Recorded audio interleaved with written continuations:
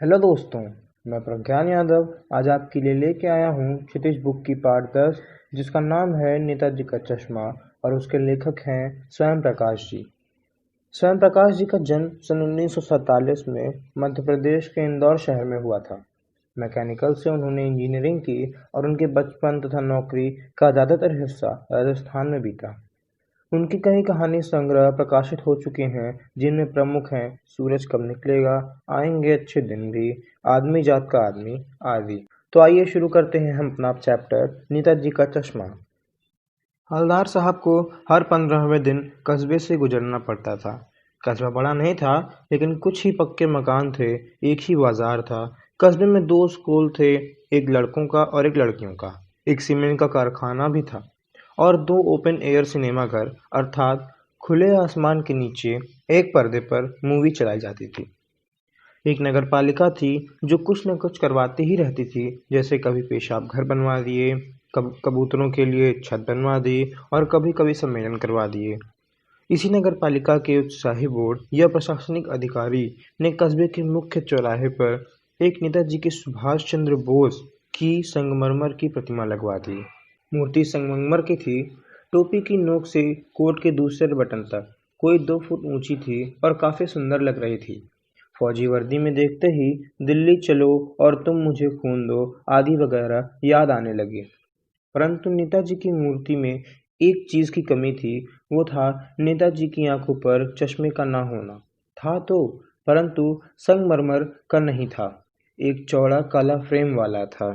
हवलदार साहब को पान खाने का शौक था, इसीलिए वह चौराहे पर पान खाने रुके थे और मूर्ति को देखकर, चश्मे को देखकर यह कहा, वाह भाई वाह, क्या आइडिया है। मूर्ति पत्थर की लेकिन चश्मा रियल। जीप कस्बे से आगे बढ़ी तो हवलदार साहब ने सोचा कि कुछ भी हो, कस्बे के नागरिकों का यह प्रयास सराहनीय ही है। फिर दूसरी बार हवलदार साहब को मूर्ति में कुछ अंतर दिखा। ध्यान से देखने पर पता चला कि चश्मा बदलकर तार के फ्रेम वाला गोल चश्मा हो गया है। तीसरी बार कोई दूसरा चश्मा था। एक बार जब हवलदार साहब पान खाने गए तो उन्होंने पान वाले से पूछ लिया कि क्यों भाई, ये तुम्हारे नेताजी का चश्मा हर बार बदल कैसे जाता है, क्या बात है।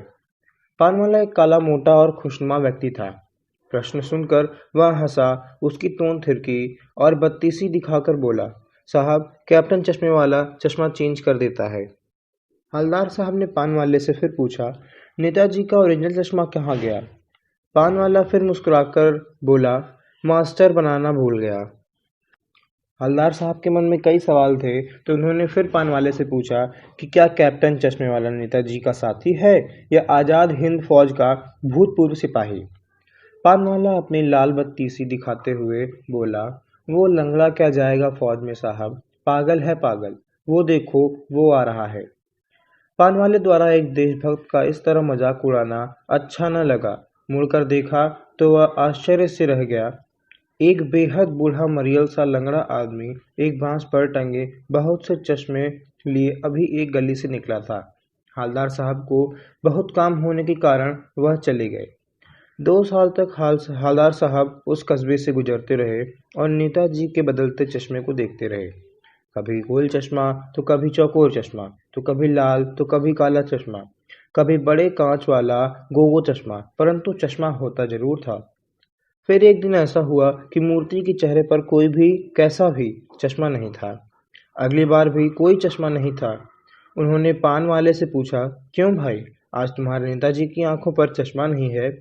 पान वाला उदास हो गया और बोला, साहब कैप्टन मर गया। हवलदार साहब कुछ पल चुपचाप खड़े रहे, फिर पान के पैसे देकर चले गए। हवलदार साहब को 15 दिन बाद फिर कस्बे से निकलना हुआ। उन्होंने सोचा कि अब मूर्ति की तरफ देखूंगा ही नहीं।